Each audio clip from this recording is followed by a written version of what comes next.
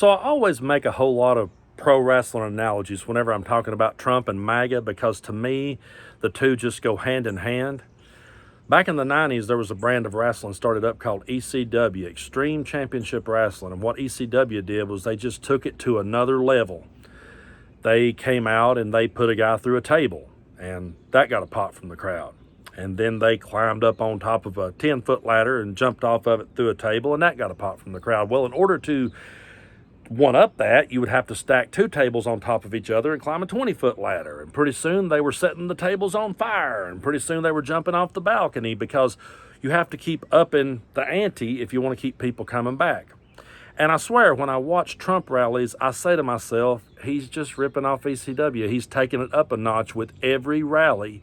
He has to come out and outdo what he did before. And the people are standing there blindly just cheering it on because they're so filled with rage. They're just blindly cheering for it all, not realizing that there's absolutely no substance to it whatsoever, and not realizing that they should actually be scared shitless as to what he plans on doing. They're so caught up in the game and they're so caught up in the match that they're not paying attention. So we're going to go through some clips from his Detroit rally, and we're going to see him continue to up the ante. But before we do that, I want to play this clip where he's asked about his VP pick. And I think his response says more than a lot of people may realize, but take a look at it.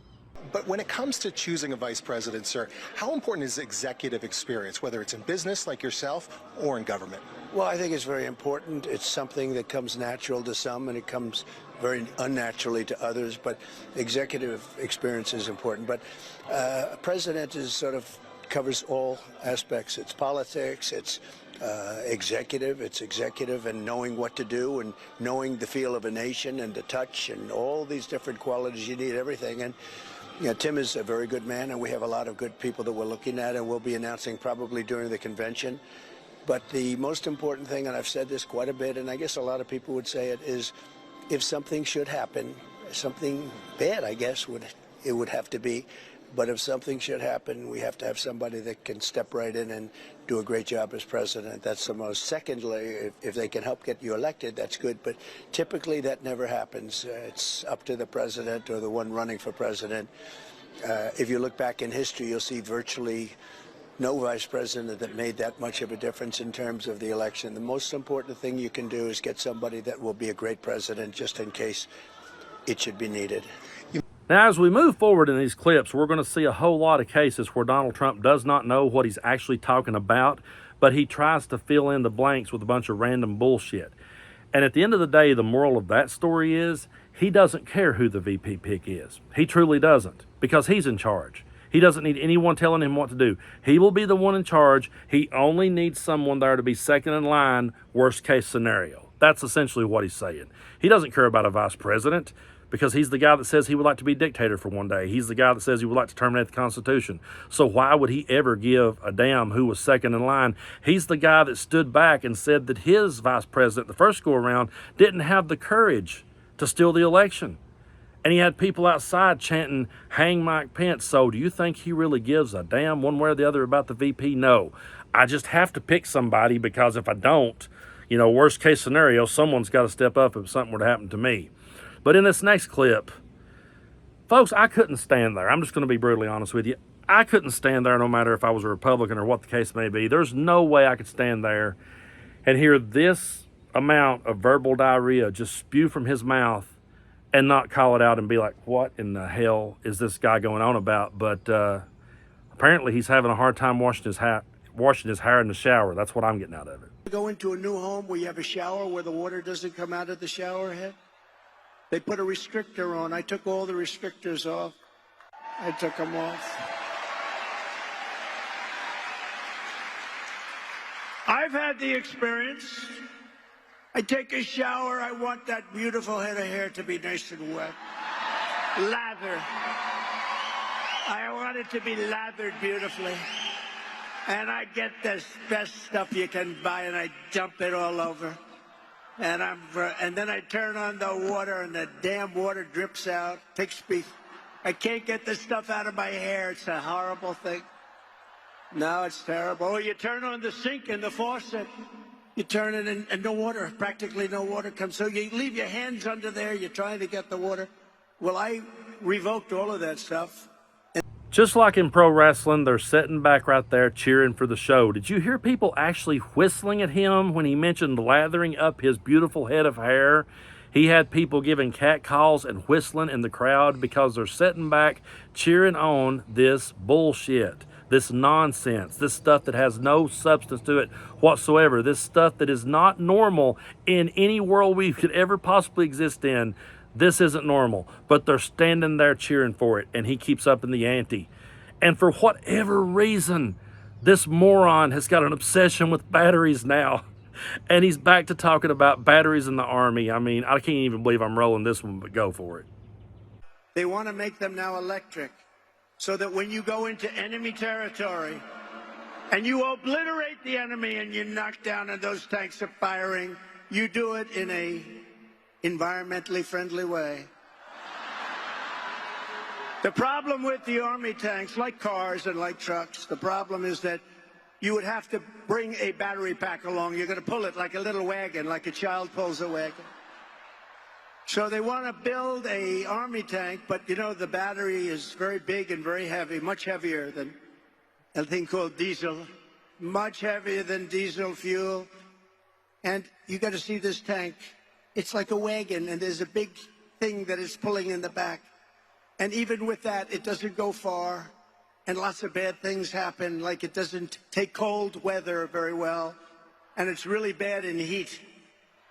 You know, he could really save himself the humiliation if he would just say out loud that I really don't know nothing about batteries.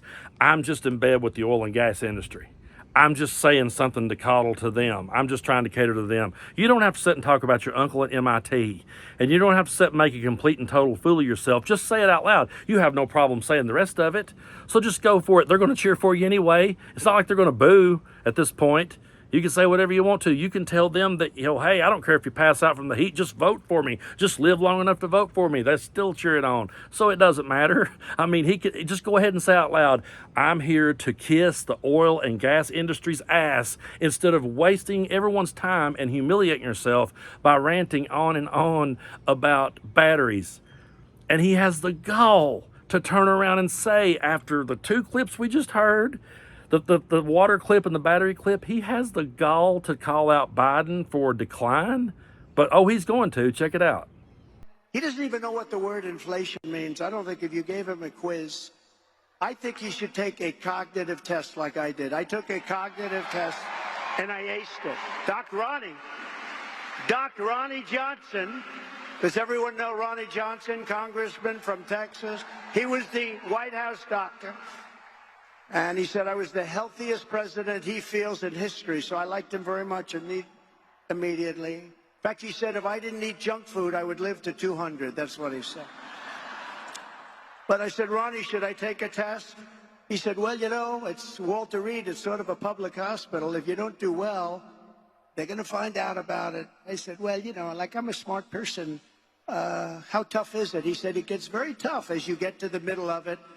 And I did something that he's never seen done. I aced it. I got every question right. I aced it in front of a lot of people. My dad always told me that if someone always starts off a sentence by saying, I hate a liar, if there's one thing I can't stand, it's a liar. He said, they're fixing to fill you full of shit.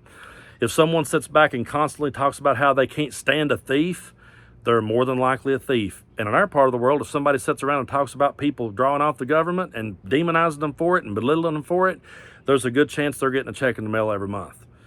And it's ridiculous to me that Donald Trump has talked more about cognitive decline than any president in history. He has bragged. I don't ever remember. Does anyone remember Obama? In my lifetime, I'll just do the ones in my lifetime. Did Obama, did W, did Clinton, did HW, did Reagan, did Carter, did any of them ever brag about acing a cognitive test? When has that ever happened? He's the first person that I remember doing it on a daily basis. Every time he gets a chance, he has to brag about how smart he is. But I'm telling you, after I get done hearing him talk about batteries and sharks and shower heads, I really don't care if Joe Biden stutters. I really don't care if Joe Biden pauses for a second to remember what he was going to say next. I'll give that guy all the time he needs. I can't believe that people stands there and listens to this guy and takes him seriously. Now, I know I was cracking up, and I know that a lot of this is funny, and a lot of us are face palming, But in these last two clips, folks, this is where I said they should actually be terrified if they were actually paying attention. Because he's saying, yeah, we're going to deport people, and yeah, there's going to be women and children on the front of every magazine. It's going to be tough, but we got to do it. Take a look. And then one woman with 2 children that are beautiful children and everything, and that'll be the front page of every newspaper. It's never an easy thing to do, but we have no choice. Dwight Eisenhower, which people don't think of him in these terms, had the largest deportation effort by far in the history of our country, because he said, they're destroying our country, we can't let this happen. That was Dwight D. Eisenhower, president, much stronger president than people give him credit for. You know, I have to say, Trump finally went and done it. I never thought I would hear a Republican this day and age name drop Dwight D. Eisenhower. They usually just go back to Reagan and they stop. They don't go back any further because they sure as hell can't talk about Nixon. They can't talk about Hoover.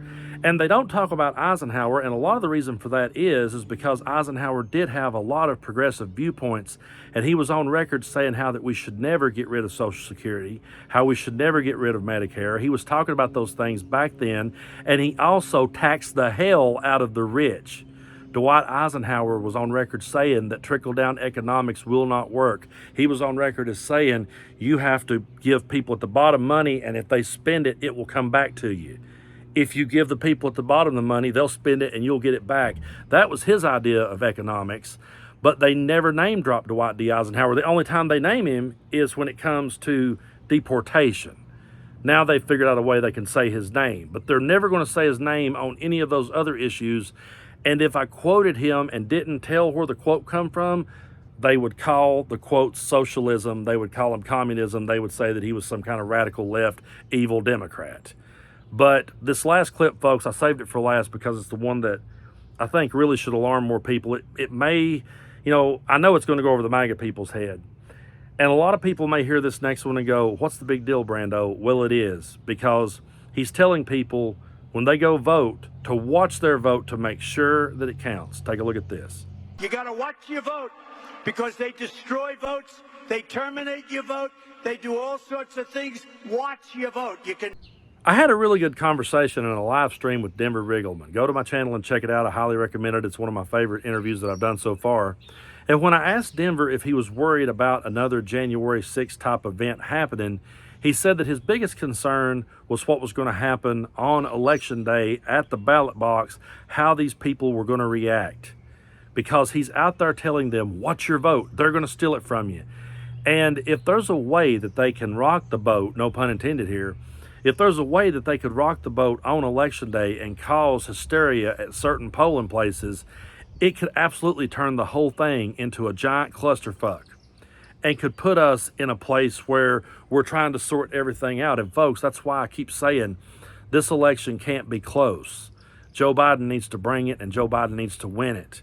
And the way he does that is we get behind him and we set and we remind ourselves of these clips every day. When I show you these clips every day, I try my damnedest to not forget them. I try my damnedest to keep them in the front of my mind so that I keep saying it over and over again. And I know I get repetitive. I know I use a lot of the same talking points. I feel like we have to, because democracy is on the line. Just like he did back in 2020 when he started saying right out of the gate, they're going to steal it from me. The only way that I could ever lose is if this thing is rigged. He's already doing it again. He's already telling them to watch their votes and protect their votes. They're going to try to steal them from them.